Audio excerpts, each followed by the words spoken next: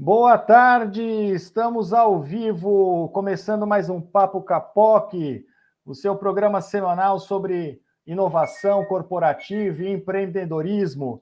Essa semana recebendo nos nossos estúdios Licínio Mota. Tudo bem, Licínio? Tudo bem? Boa tarde. Olha, Prazer em estar aqui com você. Já perceberam na voz do Licínio que ele tem voz de locutor, hein, Licínio? Podia trabalhar no rádio também, hein?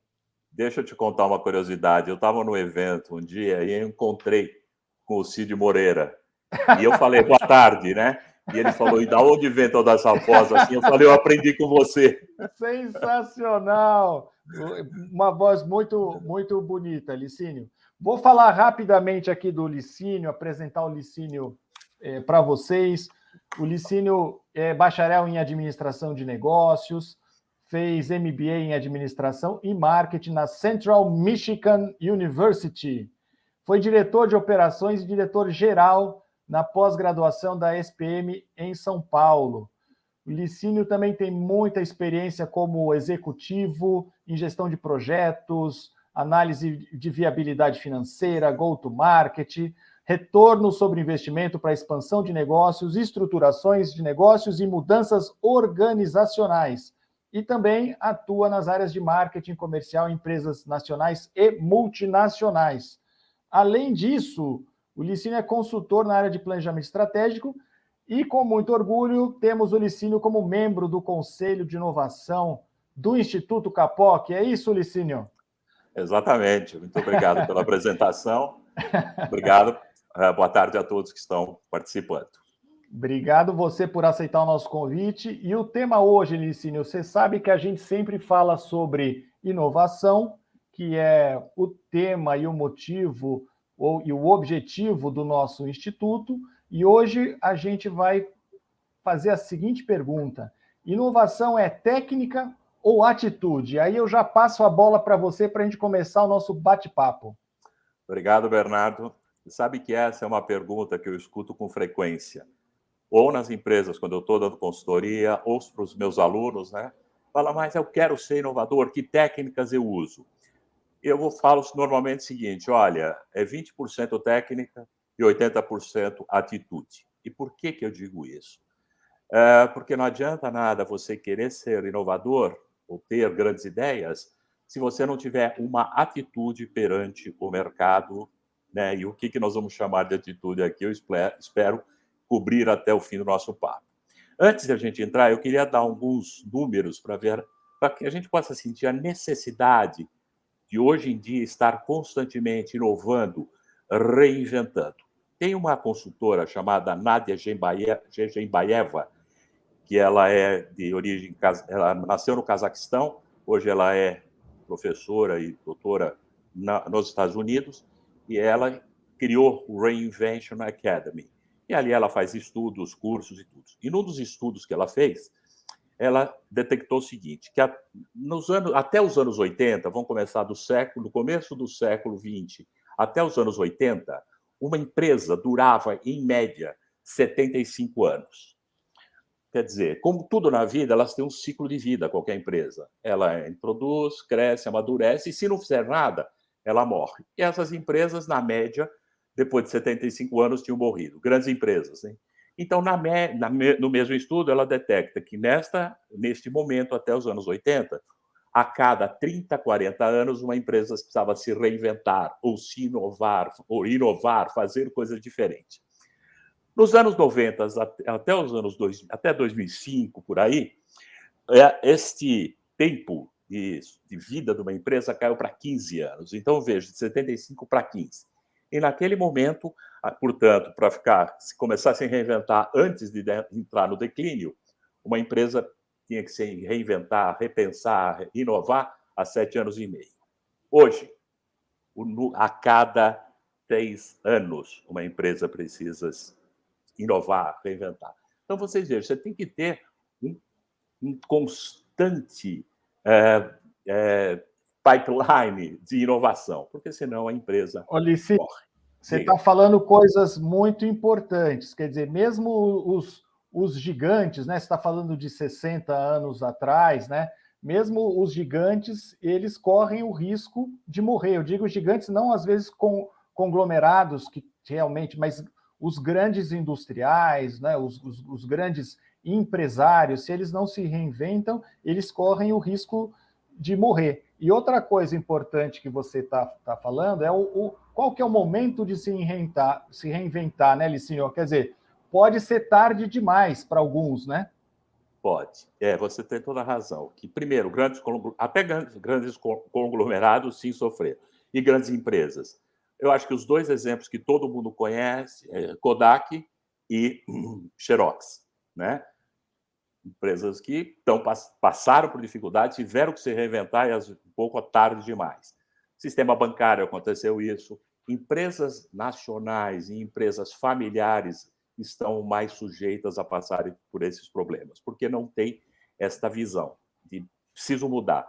Sabe aquele negócio? Está dando certo? Vamos continuar? Para que mudar? Exatamente. É o caso da Kodak, né, Licínio? Poxa, eu sou o líder, eu sou um gigante, eu estou vendendo bem. Sim, mas e o futuro? E amanhã? E as oportunidades, né, Licínio? Talvez não tenham ficado atento às oportunidades. E você sabe que a câmera digital surgiu lá dentro, né? Exatamente. Eles inventaram e depois foram vítimas do própria invenção. Né? Não se recriaram, né? Não repensaram Não, o formato. O Schopenhauer começa, ele fala que as novas ideias, realmente novas ideias, passam por os 3 estágios. No primeiro momento, elas são ridicularizadas. No segundo Perfeito. momento, são rejeitadas, e às vezes até de uma forma violenta. E na terceira, finalmente aceita. Só que aceita não foi aceita pela própria Kodak. Licínio, isso me faz lembrar uma outra história. A gente estava falando da sua voz muito bonita de barítono. Quando o rádio foi inventado, logo no começo, os artistas em Nova York fizeram um protesto contra o rádio, porque isso não se as pessoas tinham rádio para ouvir, não precisavam mais me ouvir ao vivo, não iam querer mais ir aos shows, ir ao teatro, etc. E não é verdade, quer dizer, as coisas se complementam. E não adianta brigar também, que é o que você está falando sobre rejeitar, contra a realidade. Não dá. E você me perguntou quando é o momento, ter a consciência que, como tudo na vida, você tem um ciclo de vida, é quando você precisa pensar a se reinventar e começar a reinventar ou inovar, é quando você está no topo. Porque depois que entrou no declínio, gente, daí é um pouco tarde demais e mesmo que você consiga, você deu chance para os concorrentes entrarem no mais. E como é que faz isso, né? Você acha que é a pergunta? Bom, eu não tenho a receita, como eu falei, mas eu queria contar, se você me permite, breve historiazinha que acho que todo mundo conhece o assunto, mas nunca foi abordado desta forma, na maioria das vezes, que foi a própria Nádia que desenvolveu, o que ela chama de Síndrome do Titanic.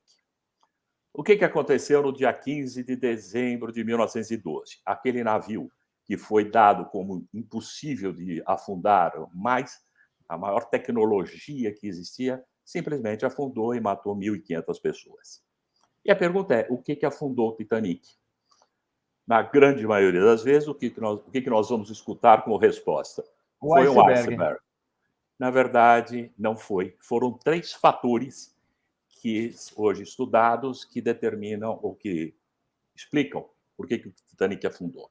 O primeiro deles, gente, por incrível que pareça, na noite do dia 14 para o dia 15, um mar bastante sereno, perto lá do Canadá, né, que é onde ele afundou, noite limpa, e tinham 2 marinheiros, dois marinheiros na proa do navio, que o único trabalho deles naquele momento era observar se tinha algum perigo, um perigo à frente. Eles tinham um telefone para avisar o comandante, um telefone interno, tinha um sino, tinha uma buzina, tinham tudo. E por que eles não viram o iceberg vindo? Por uma única razão, gente, porque eles não tinham binóculos. Você imagina um navio que hoje ainda anda, tem binóculo no navio? Sem binóculo. Mas como não tinha binóculo? Na verdade, tinha binóculos. Só que a pessoa que arrumou todo o navio antes dele partir, pôs os binóculos, né, dentro de um armário e trancou. e desceu do navio e levou essa chave. E simplesmente eles não tinham como ver o binóculo, acessar o binóculo, e daí eles não tinham como avisar. Então Ou vejam. seja, você está falando que às vezes o problema, o que afunda, o que destrói uma empresa é um problema simples, que está dentro de casa e que a gente não vê, É não a, é externo. é a falta de visão mesmo, de olhar e falar assim, deixa eu ver o que está mudando nesse mercado, quais são as novas tendências. Hoje o mercado é exatamente como era 10 anos atrás, o que as pessoas querem, os modelos de gestão são os mesmos, e não se alimenta de novas informações, e aí é perigoso. Eu não me lembro quem falou isso, sinceramente, então, desculpa, Opa, mas toda a criação vem do inconsciente, e nada pior do que o inconsciente ignorante. Então, eu preciso ter informações para inovar. Segundo razão pela qual o Titanic afundou. Estava, né, no timão, naquele horário, o primeiro oficial chamado Murdoch. Esse oficial era um especialista em evitar colisões.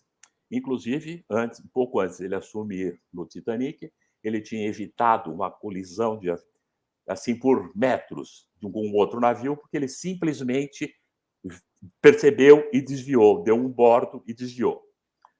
E ele estava lá. Então, como é que esse oficial não conseguiu desviar? Porque ele estava treinado a vida toda para desviar. E naquele não era desvio, não tinha outro navio vindo em sentido contrário.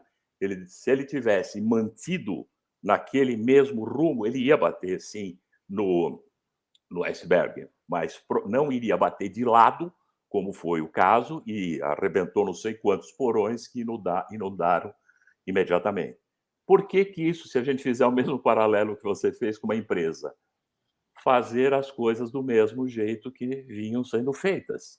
Aquilo que Eu você sempre... fez a vida inteira pode não funcionar hoje, não é, Licínio? Não, nada, não vai para frente. De repente, você não vai para tal lugar. De repente, você tem que continuar num outro rumo, que é o que a gente chama o BAU, né? O business as usual. Fica fazendo o business as usual e não ver que não adianta você querer mudar de... Ou seja, ele tinha habilidade, era a pessoa certa, ele era o CEO naquela hora, né, Licínio? O capitão Exatamente. foi dar um cochilo, ele era o presidente da empresa naquela hora, era habilitado, tinha um belo currículo e um histórico, mas ele usou os ensinamentos que ele estava acostumado a usar a vida inteira, e para aquele caso não se aplicava. Eu sempre fiz assim, eu vou fazer de novo. Vou para o lado esquerdo ou para o lado direito. E não era o caso. Não iria evitar a colisão, mas provavelmente teria dado tempo de salvar muito mais vidas. E o terceiro, que eu acho que nas empresas a gente sente muito.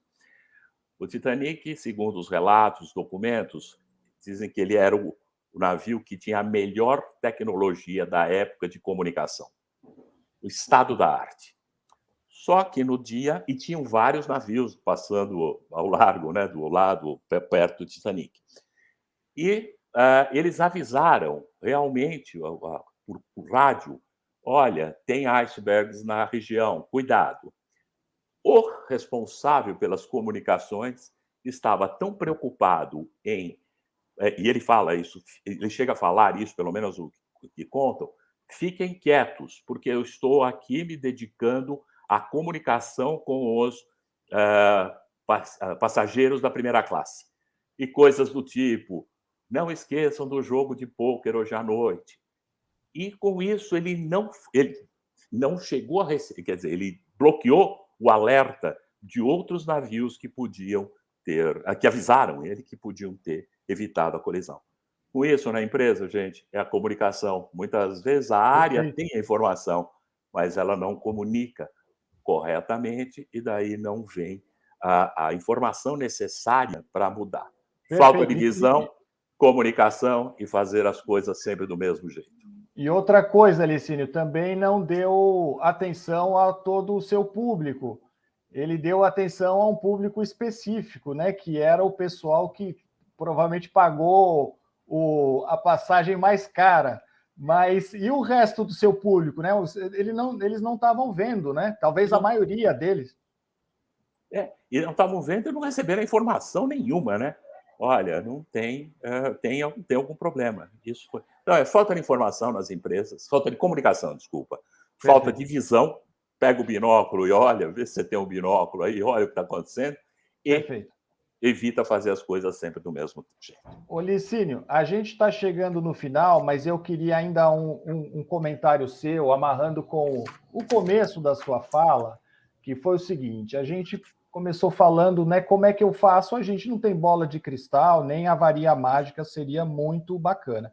Mas você sabe, e você como consultor, empresas e pessoas são contratadas para promover a inovação e realmente fazem um bom trabalho, mas o mais difícil é você mudar a cabeça das pessoas, né, Licínio? Você citou o caso das empresas familiares, e, na verdade, nada contra, muito pelo contrário, porque você sabe que a maioria das empresas começam com negócios familiares, as grandes empresas começaram como negócio, é muito natural na história econômica, mas o mais difícil é você mudar a cabeça das pessoas. Isso já vem do meu pai, já vem do meu avô, eu faço do mesmo jeito. Como é que faz para realmente as pessoas aderirem, né, Licínio? E não só uma ou duas pessoas, mas a corporação como um todo, né? É por isso que eu chamo de atitude, não de técnica, né? Porque você tem uma área que está responsável por novos produtos, novos modelos de gestão, perfeito. Só que você tem que convencer toda a empresa. E aí é que eu entro na atitude. Se a pessoa não tem a consciência que precisa e não é acabar com o que foi feito, é realmente se reinventar, se inovar, né? Inovar sempre. E quando nós falamos de inovação, nós não estamos falando inovações breakthrough, né? Coisas. Isso tem, até acontece, mas são inovação no sentido incremental, pequenas coisas. E não é só lá no produto final, é em toda a linha de produção ou na linha de operacionalização. Então, por isso que eu digo, né, Bernardo, não tem técnica que ensina, tem sim mudança de atitude. Excelente, Licínio. Olha, muito bom aqui com o mestre Licínio Mota e seus ensinamentos. A gente vai precisar, Licínio, provavelmente daqui a um tempo, de mais um papo com você para trazer aí, compartilhar o seu conhecimento com o pessoal. Eu queria agradecer muito a sua presença. Lembrando que o propósito é justamente promover inovação corporativa baseada em ciência, tecnologia. Queria agradecer também você que acompanhou a nossa live até agora. Lembrar, Licínio, que esse vídeo ele fica depois disponível no YouTube e também no LinkedIn. E a gente, daqui a pouco, vai estrear o nosso podcast. Então, quem quiser acompanhar do carro, viajando o nosso papo, vai poder também acompanhar. E você que gosta de inovação, se dedica à inovação, venha nos conhecer, venha conhecer o Instituto Capoc e nos siga nas redes sociais para saber sempre das novidades. Licínio, olha, muito obrigado por ter aceitado o nosso convite e participado do nosso programa. Eu é que agradeço, Bernardo. Muito obrigado pela oportunidade. Fiquem bem todos. Fiquem bem e até semana que vem com mais um Papo Capoc. Um abraço a todos.